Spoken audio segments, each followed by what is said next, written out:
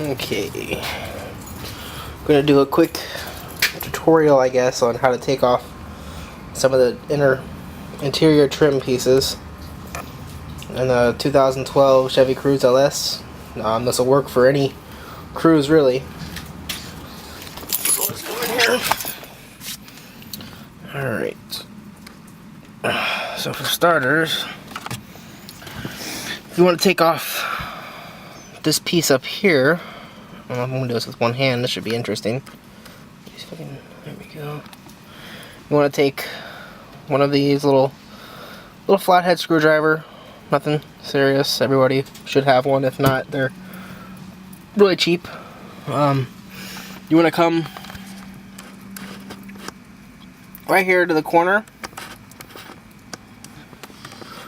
to pry up this corner. I'll try to do this without messing up the dip I already have on here, which should be interesting.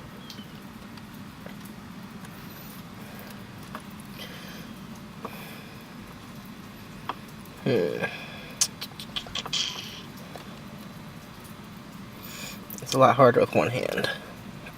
There we go. Oh, no. One in, but it came back out. Okay. Basically what you're going to do is you're going to work your way down it and pry it back. Once you get it pried a little bit, just you can pull it out.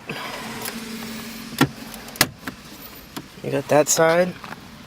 Then you just work your way along this side. You'll hear it pop. And just pull it out slowly so you don't rip the foam that's on the end of the air vents. And that foam right there. And that's that piece. Then when you want to go to this piece, it's actually very simple. There we go. You start with this right here. You pull it off. Just a firm pull up. Comes off easily. Then basically what you do is you just apply pressure slowly up.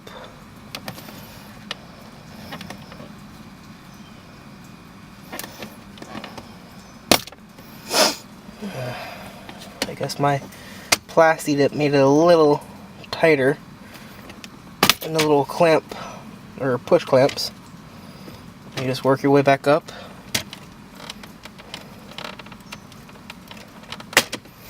And come off. Just do it slow because this piece is actually very flimsy, and it's a lot easier with two hands, just so you know. One hand makes this pretty difficult. And then you flip this over for your traction control. There's two little Phillips. Two Phillips, one on each side. You take off, and then you have this piece off. And then over to this piece, you can start anywhere, but how I started, just lightly pull right here, and then pull down here. Well, there we go. Then you work your way around, and then that piece is off.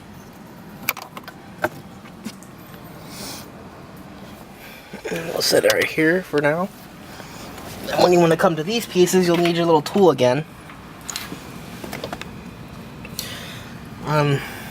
One thing, if you do paint these, the video, this camera's not making it good, but they're good and blue.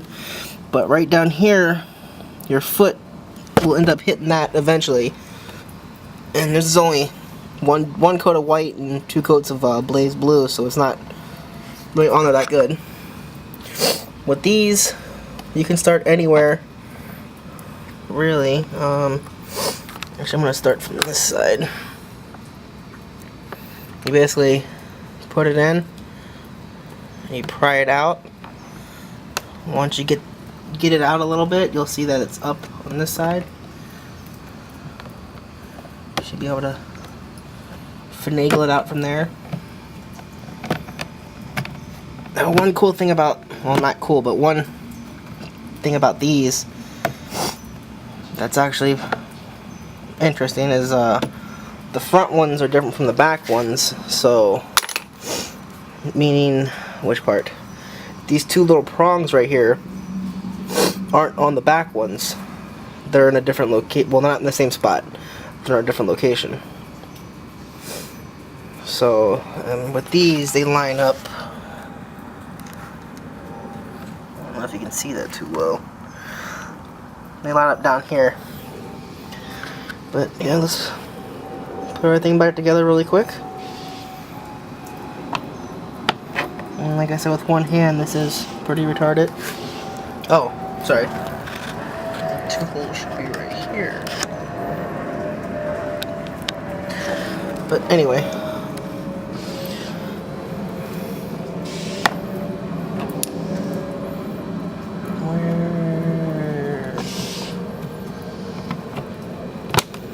Okay, I was way off. And don't worry about the whole thing. You'll see the holes whenever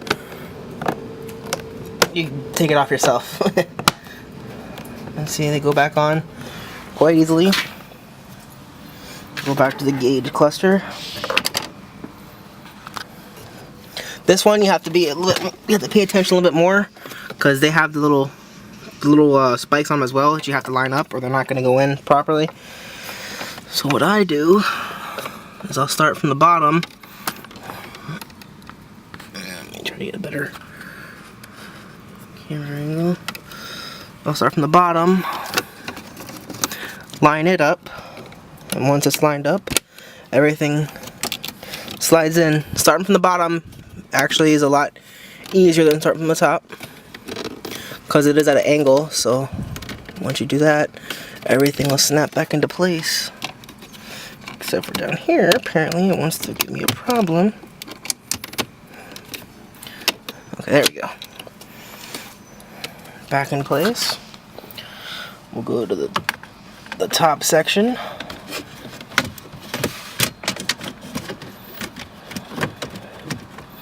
Bring it all the way up. You can start anywhere you want, but just make sure it's in place. Alright, that looks good. So then you just start. You won't really hear a click, but you'll feel, well, sometimes you'll hear a click, but you'll feel it when it clicks back in. Nice and snug. And then onto this one, you're going to pull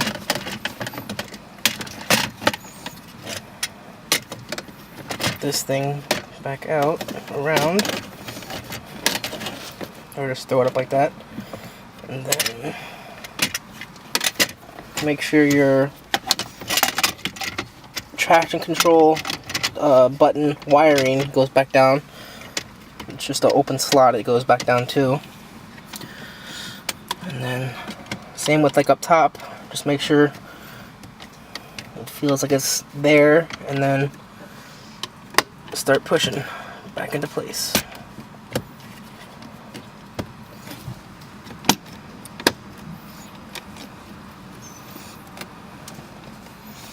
Everything feels good and snug. Then you can take this little piece, start from the bottom, make sure the bottom's in, push top side, push that side, and you're back in. Just go through and make sure everything feels good and tight. And everything looks good. Looks good, and that's pretty much how you can take off your interior trim. Then do whatever you want with it. One thing I did forget to do, which I just now realized, is the vents in the back. They're simply just clipped, or they're pushed on to little clips. You just take that little screwdriver and you can pry them out. There's 3 clips on one side, 2 on the other, and they're easy to take off, easy to put on, and then you can paint them or vinyl them or whatever, hydrocoat them, whatever you want to do, and then put them back on. Even with one hand, it took me, what, 10 minutes to just take them off and put them back on? It's not bad. But yeah, that's my little interior tutorial. Sorry for the blurriness and stuff. I'm using a Canon T2i, but there's no auto adjust for focus on the video portion, which really does suck. Unless I don't know that feature yet. But yeah, that's my little tutorial. Thank you guys for watching.